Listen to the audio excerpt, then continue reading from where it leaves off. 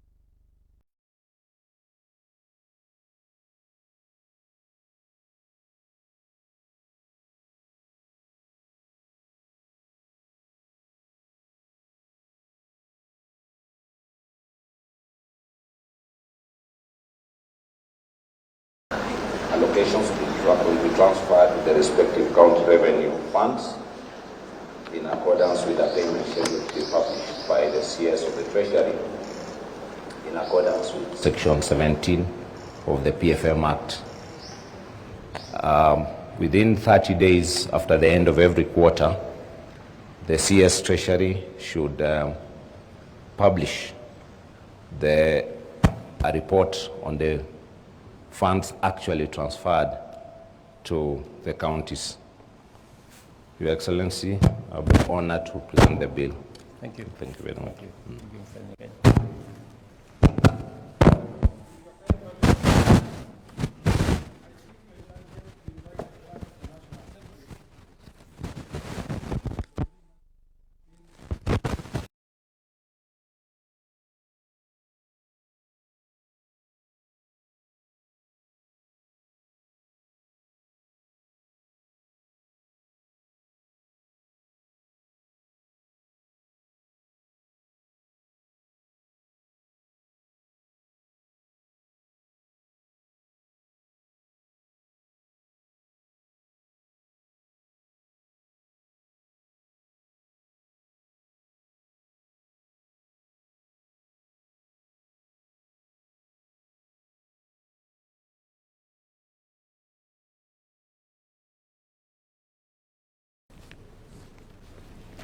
Your Excellency, I have Good morning, Mr. Clerk. Good morning, Your Excellency. Your Excellency, I have the instructions of the Speaker of the National Assembly to place before you 3 vellum copies for your assent. The first one is a Capital Markets Amendment Bill, which was a bill that was introduced in the National Assembly by the leader of Majority Party, having gone through the Cabinet. That bill, Your Excellency, is one of those that the Cabinet Secretary for the National Treasury undertook to bring to Parliament when he was reading the budget in June last year. Correct. The bill, Your Excellency, is one of those that is implementing the objectives of the government and parliament to make doing business in Kenya easy. Under the current Section 29 of the Capital Markets Act, there's a requirement that the shareholding for different players under capital markets, that is stock brokers and investment banks, that the shareholdings are limited by law. Now Parliament decided, for purposes of flexibility and making Kenya more competitive, should give those powers, delegate those powers to the Cabinet Secretary, so that those decisions are made on flexible basis and to reflect the global markets, so as to attract more investments in the Republic of Kenya. The bill is short, Your Excellency, and it provides that it will come into force after 14 days following its assent. Your Excellency, the second bill to come before you is a small one. It's a provisional collection of taxes repeal bill. Sometime in the year 2017, Mr. Omutata then petitioned Parliament to remove a key clause from its statute books, including this law. He argued before Parliament that that law was taking away the powers of Parliament. Parliament delayed in actualizing his decision, and therefore he approached the courts, and he was able to convince courts that that law is indeed unconstitutional, since it was allowing the Cabinet Secretary for the National Treasury. The moment he announces the taxation measures in June, they were becoming law, as if the tax law has been passed by Parliament. The court agreed with him that that was taking away the powers of Parliament. So in 2019, the court ruled. Parliament did not appeal. The Attorney General at the time did not appeal. Neither did the National Treasury. Therefore, the law was declared unconstitutional, but continues to stay moot in our law books. So the decision of the Cabinet was to ask Parliament to remove it from our law books by repealing it. And that is what is before you today. Simply a cleanup of our law book. The last one, Your Excellency, is a government-owned enterprises bill, the GOE Bill 2025. This bill was introduced in the National Assembly by the leader of the majority party, having been received from the Cabinet through the Office of the Attorney General. The bill, Your Excellency, introduces new ways in which the government will be making investments in its own entities. It provides for, number one, for a public entity to be, for a government-owned enterprise to be created, there must be a business logic behind it. It must be able to run on its own without being funded by the exchequer. It must be able to run on its own without asking for more money from the taxpayers. The bill also provides, Your Excellency, that there is a list of 65 hitherto state corporations and another 18 which will henceforth be registered under the Companies Act as government enterprises, and they be reformed in accordance with this law. The idea is to streamline the commercial operations of all government enterprises so that it makes commercial sense to the people of Kenya. This is the law that was originally spearheaded by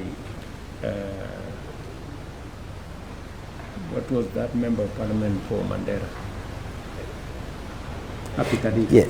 Abdikadir, yes. Yes. Abdikadir. Yes. That was which year? 2014. Yes. So it's been doing the round.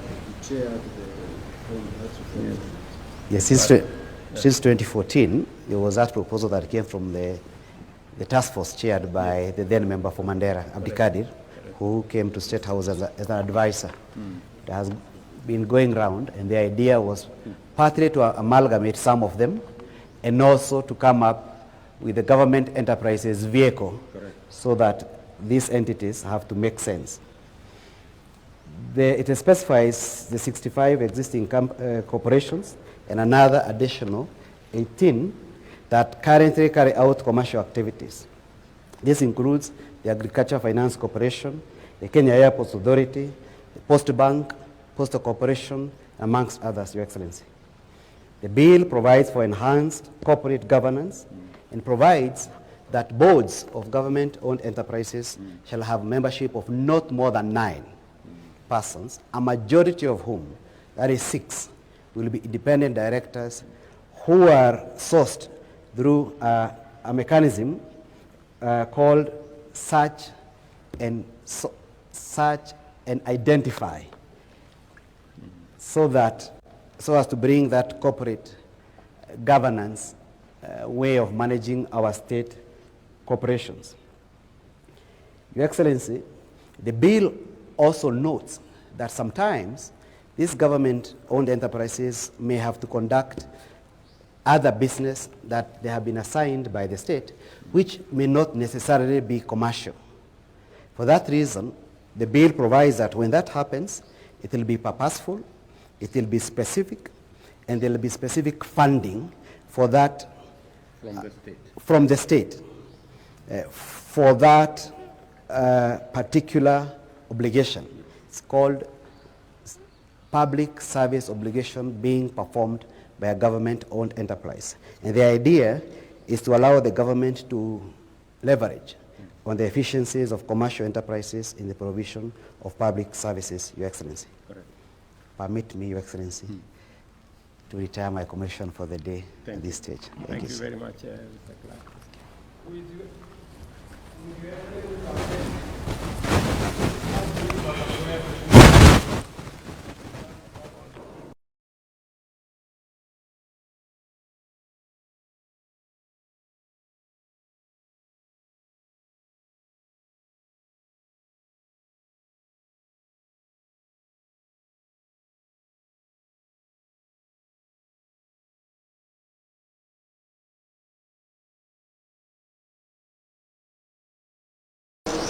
For publication into law.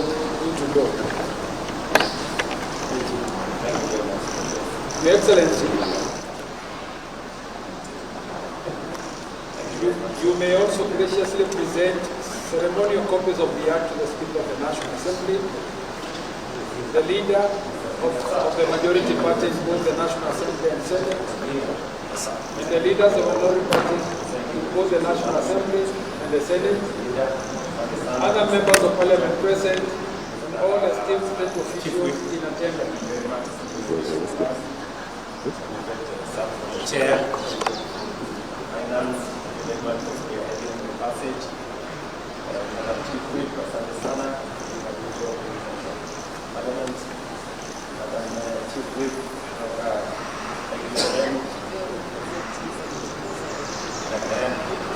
the leader from minority side,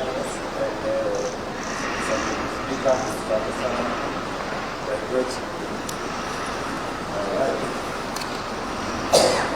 In conclusion, Your Excellency will unveil and display an open ceremonial copy of the Act, while other state officials shall bear closed copies.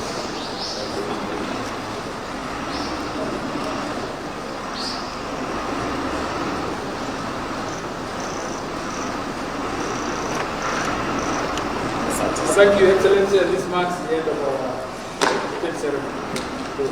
Fantastic. Thank you very much.